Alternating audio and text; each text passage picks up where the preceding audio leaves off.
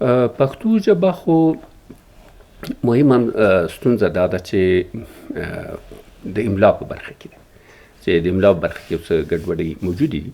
مهمه دا ده چې باید ټول یو املایي لارښود پیروي وکړي. متاسفانه چې تر اوسه پورې موږ پښتو کې یو اکیډمیک ګرامر نه لرو. کوم کسان چې ژبپوهان دي هغه هر یو په خپله سلیقه باندې کار کوي او هر یو وایي چې دا زما روش دی، دا ما تګلاره د پښتو املا برخه کې سمه ده.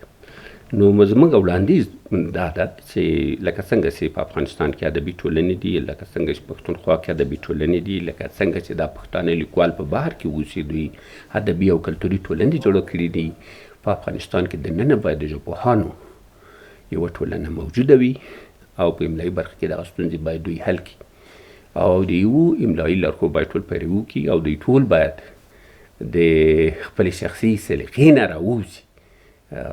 ژبه د ژبپوهان مال نه بلکې هغه د ولس مال ده او په دې کې باید د ولس د ژبې ته دوی اهمیت ورکړي، ارزښت ورکړي. کومې نوې جوړونې چې کېږي باید په هغې کې علمي پرنسپونه د پام کې ونیسي.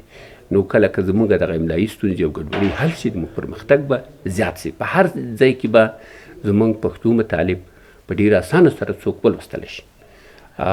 دویمه خبره دا ده چې موږ پښتو باید په دفترونو کې عامه کړو او د دې په څنګ کې د پښتو په علمي برخه کې ستونزې شته.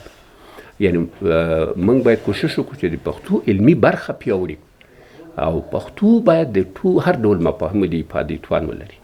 تر هر څه لومړی د فارسي ادبیاتو سترې خزانې باید پښتو ته ترجمه کړو، دا وژباړل شي. په نړۍ ټولو برخو کې مهم پرمختګونه راځي، هغه د یو کمیسیون په شکل باندې د کمیټې په شکل باندې او پښتو ژبه هم چې دلته تقریبا د 80 میلیونه خلکو ژبه ده.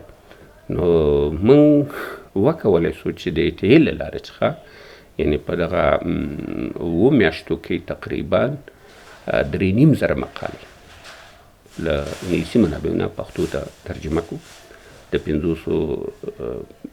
ترجمانانو چې په هغه کې 10 سلنه نجونې وي او تقریبا 9 میلیون کلمات پښتو ته ترجمه کېدل او د دغو ایډیټ زما په غاړه. نو تاسو که وګورئ په ویکیپیډیا کې د فارسي مقالو شمېر تر 1 میلیون زیات، د انګلیسي مقالو تر 40 میلیونه ډېر، د پښتو مقالو شمېر 12,000 ته رسېدی. یعنې د کوردي ژبې د مقالو شمېر هم تر پښتو نه ډېر. مونږ وکولی شول چې تقریبا یعنې 3,500 مقالې چې هغه نه تنها د ژبې برخه کې، د ادبیاتو په برخه کې، طبي علوم په برخه کې، د اسلامیاتو په برخه کې او د طب په برخه کې، همدغسې په مختلفو برخو کې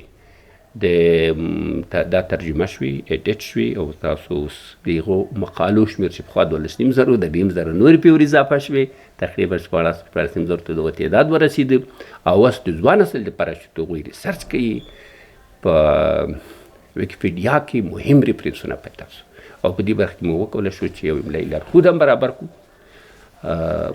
الحمدلله هلته ما د پښتو ډېر پرمختګ ولید.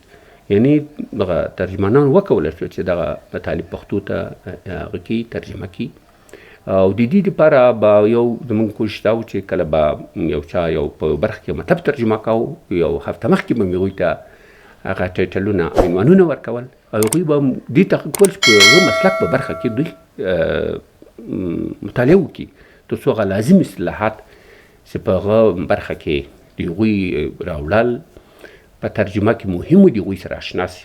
نو تقریبا کوشش شوی دی چې دغه 3,500 مقالې داسې راشي لکه په یو لاس باندې ترجمه شوي.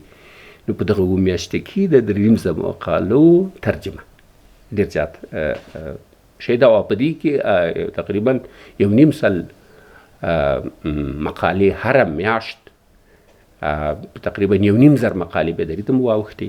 یعنې په دا کې یو ګډ کار و او دا یو ډېر ستر پرمختګ دی او د افغانستان دپاره یو ډېر ښه سیری دی. نو ځوانان کولی شي په مختلفو برخو کې 3,500 نوې مقالې دوی په ویکیپیډیا کې مطالعه کړي، په ګوګل کې وګوري او په هر برخه کې به دوی لپاره یعنې په پښتو برخه کې معلومات وي. په دغو مقالو کې ګرچې د کو سلیکشن د هغوی انتخاب د موږ په لاس باندې نه و، خو د افغانستان په برخه کې یو شمېر مهم مقالې راغلي چې هغه بیا له پښتو نه د انګلیسي او نورو ژبو ته هم ګوګل او ویکیپیډیا کې اوښتي. نو دا یو ستر پرمختګ و.